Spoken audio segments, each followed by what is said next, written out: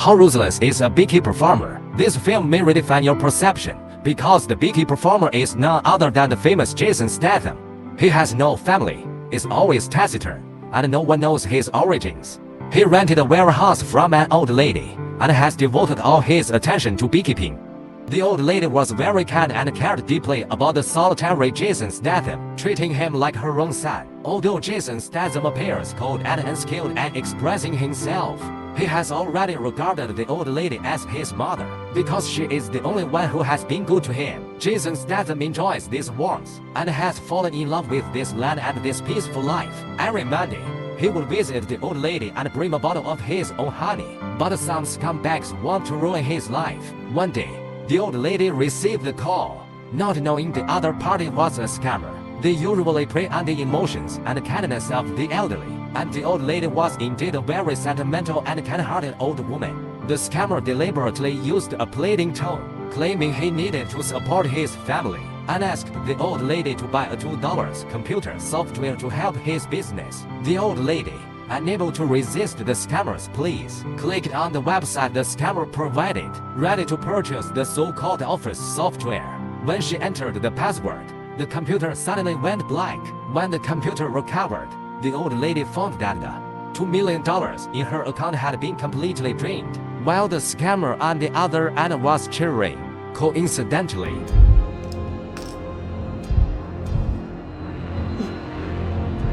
that night Jason Statham came to the old lady's house with a jar of honey, but no one responded to his knocking. The room was dark, which was highly unusual.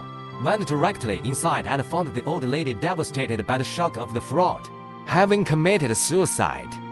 Just then, a black woman, the old lady's daughter, suddenly ambushed Jason Statham from behind, mistaking him for the murderer. The daughter angrily accused Jason Statham of killing her mother. Jason Statham tried to explain, but the distraught daughter refused to listen. Jason Statham had no choice but to overpower the daughter, tie her up, and wait for the police to arrive. When the police arrived, Jason Statham calmly explained the entire situation. The police investigated and confirmed that the old lady had indeed fallen victim to a cruel scam, and that Jason Statham had nothing to do with her death. The daughter found Jason Statham and apologized for mistaking him as the killer. They both loved the old lady very much, so they talked for a long time. Only then did Jason learn the old lady lost nearly $2 million to a scam. The daughter explained further, her brother, a US soldier, died in combat. Their mother used her substantial pension and life savings to establish a charity for orphaned children. However, the loss of all funds proved too much for the once happy mother, leading to her tragic suicide. Despite a lifetime of kindness, she met such a bitter end. As an FBI agent, the daughter was to track down the scammers. However, US law makes it challenging to prove their criminality, with judges often viewing transfers as voluntary, even if the scammers are located. Convictions are elusive due to their advanced tech skills, which effectively cloak their true IP addresses, rendering them virtually untraceable. Jason, deeply saddened by the old lady's plight, suppresses emotions but yearns for revenge. At his secret lair, he retrieves an unusual phone from a beehive. Astonishingly, it connects straight to the CIA. The operator's tone turns grave upon identifying Jason. Jason wastes no time, providing the old lady's name and requesting info on her stolen funds. The operator insists it's the FBI's jurisdiction and warns against involvement. Unyielding, Jason asserts the FBI is incapable and forbidden from interfering. He'll handle it personally. The operator relents, divulging the fund's location. Initially, after passing through hundreds of foreign banks, the fund finally returned to an account at a bank called United Data Group in the city, which was one of the call centers of the fraud company. Jason issued warnings, yet faced ridicule, not compliance. Left with no choice, he took matters into his own hands. Scammers, finally fearful, witnessed Jason Statham grab a barrel of gasoline, dousing the room. Terrified, they frantically fled. The deceitful young manager soon appeared with 4 burly associates to confront Jason, but all were swiftly defeated. Jason Statham did not kill the call center manager, because he knew that the fraud center was just the tip of the iceberg, and what he wanted was to completely eliminate the industrial chain. The manager was just a decoy, so he spared the manager's life. When leaving, Jason Statham installed a bomb in the room, and the 4 strong men and the entire building were reduced to ashes. Post Jason's departure, the manager indeed found someone, reporting the base's destruction by a ruthless individual. The recipient, the fraud ring's true mastermind, grew furious upon learning a $30 million call center had been raised. He promptly ordered the manager to locate the list of recent victims, reasoning the attacker must be among them. Manager, flanked by 3 hitmen, pinpointed the late, largest victims scammed out of nearly Army residence. The black old lady, however, the call center bomber was white, ruling her out upon spotting Jason Statham's pickup. The manager, elated at finding his quarry, stealthily trailed and ambushed Jason's apiary. Unbeknownst to them, Jason anticipated their arrival as the quartet of armed assailants stormed his hideout. They met grimmer faces than imagined, a formidable figure. Jason materialized like a phantom, snapping the first attacker's neck. He then seized the second, gruesomely extracting his teeth. The third met an even more grisly, and Jason disarmed him, impaling him with his own weapon. The sight of his comrade's demise paralyzed the manager with terror. Shockingly, after severing one of the manager's hands, Jason released him. To Jason, the manager served as a devourer. Keeping him alive had greater strategic value. The escaping manager called the boss behind the scenes on the way and reported his experience to the boss. The boss behind the scenes finally felt the seriousness of the situation. The ruthless person who blew up the call center was certainly not simple. Just then, Jason Statham suddenly appeared and took the manager out of the car. After asking about the identity of the boss behind the scenes, he tied him up tightly with a strap, with the other end of the strap tied to the pickup truck. After the manager was taken care of, Jason Statham picked up his phone and told the boss behind the scenes, "I know who you are, and I'm coming to find you immediately." Facing such a ruthless person, the boss behind the scenes was somewhat afraid, but his attitude was still extremely arrogant. This was because he had a very powerful military strategist by his side, and this military strategist's identity was not simple. He was actually a former CIA intelligence chief. Post-call, a top CIA operative personally hunted Jason, intent on termination. Refueling, his car was rammed by a CIA-sent female agent, reflecting the agency's speed. After firing ceased, she discovered Jason vanished. Police vehicles converging, she remained silent, unleashing a brawl on the cruisers, displaying ferocity. This is when Jason Statham finally appeared. The top CIA female special agent attempted to apprehend the formidable Jason but was overwhelmed, tossed about like a child. In desperation, she brandished a dagger, yet faced further onslaught. Recognizing her disadvantage, she swiftly drew her firearm, but Jason vanished instantly. Enraged, she fetched a prepped Gatling gun from her car and unleashed it upon the gas station. However, Jason her frenzy with just a can of honey, being struck and rendered unconscious.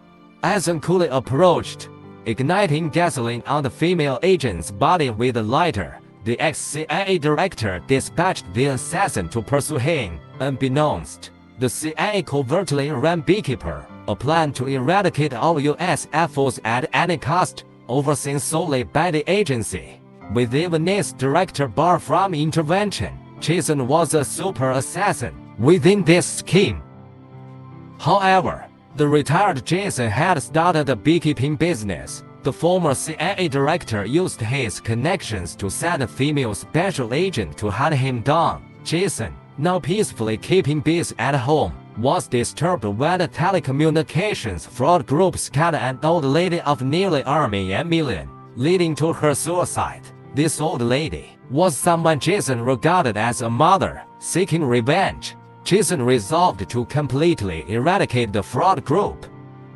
The ex-CIA director, an advisor to the fraud group, dispatched a CIA special agent to eliminate Jason. However, the attempt failed. Jason had already located all the call centers of the fraud group. Sensing Jason's intentions, the FBI became nervous and swiftly deployed personnel to potential locations.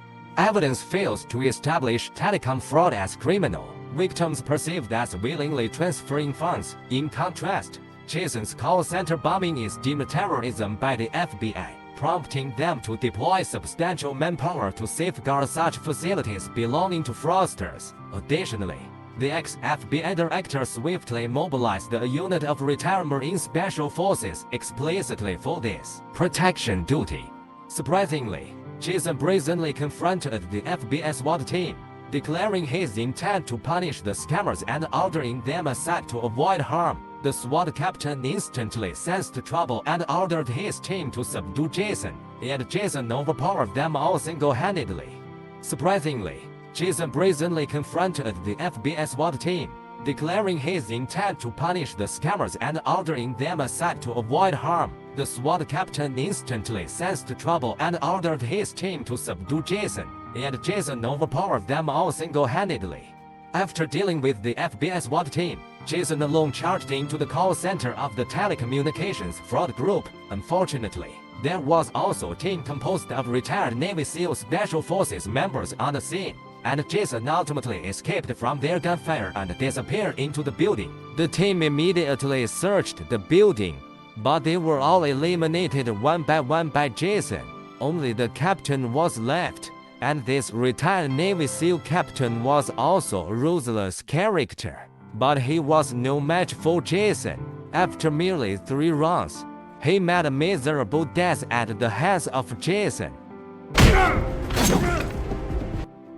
The FBI reinforcements were shocked when they saw the scene. Jason had single-handedly defeated dozens of FBI SWAT team members and wiped out an exceptionally skilled team of Navy SEALs. After the FBI agents clearly understood the identity of the boss behind the telecommunications fraud group, the 2 agents were immediately alarmed and hurriedly reported to the FBI director. It was obvious that the identity of the boss was extremely special. The perspective shifts to the boss behind the scenes. His advisor, the former CIA director, became extremely nervous after learning that Jason had escaped, and suggested that the boss quickly call his mother to seek her protection. Otherwise, the boss would surely die at Jason's hands. With no other choice, the boss called his mother, and his identity was finally revealed. It was unimaginable that the boss's mother was actually from the upper echelons of the country, the president's son. He could not rest easy either. Unfortunately, the president's son, in order to avoid Jason's pursuit, hid at his mother's place, and his mother was the president, so he was now under the protection of the Secret Service. The president was hosting a gala, and Jason planned to infiltrate the event to eliminate the president's son. However, the FBI and Secret Service had already learned of Jason's intentions, so the security was extremely tight, carefully inspecting every vehicle entering the venue. So Jason pried open the manhole cover on the street and hid himself in the undercarriage of one of the vehicles. But he never imagined that the Secret Service would even inspect the undercarriages. Jason knocked out the person and stuffed him into the undercarriage, then disguised himself as a Secret Service officer to infiltrate the president's gala. The gala venue was heavily guarded, with FBI agents, Secret Service SWAT teams, and retired CIA special agents brought in to protect the president's son. Recognizing the difficulty, Jason first planted the remote-controlled bomb on a Secret Service vehicle, then changed into a suit to blend into the crowd and get close to the president's son. Unfortunately, the president's son remained with his mother the entire time and did not appear at the gala. Waiting for the son proved futile, as an FBI agent soon discovered Jason. Immediately, the Secret Service, CIA retired agents acting as bodyguards, and FBI agents all converged on Jason. Jason was captured by the president's son's bodyguards, but he quickly activated the remote bomb he had planted earlier, escaping in the chaos and injuring the bodyguards and Secret Service. Jason then re-entered the gala, took a Secret Service officer hostage, and rushed towards the president's residence, causing the personnel to flee. In panic, Jason was unstoppable. Even the pursuing Secret Service team was no match for him. It was at this moment that the president finally learned of his son's misdeeds and was furious beyond measure. But by then, it was too late as Jason had already arrived at the president's doorstep.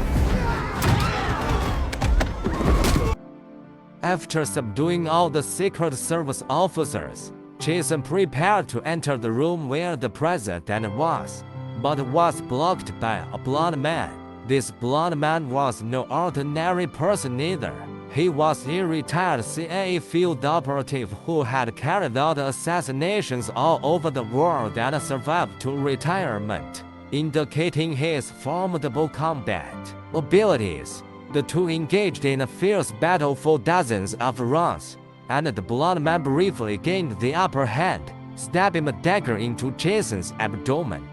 However, this only served to unleash Jason's full fury, and the blonde man met a tragic end at Jason's hands. Jason then successfully located his target, and the target, in a desperate attempt to save his own life, took the president, his own mother, hostage. Moments later, the two FBI agents also arrived at the scene, and one of the female agents was the daughter of the old lady. Jason still chose to strike, shooting the president's son in the head, then quickly broke through the window and escaped. The female agent chased after him and pointed her gun at the fleeing Jason, but ultimately lowered her weapon, for she knew this was Jason's revenge for his mother.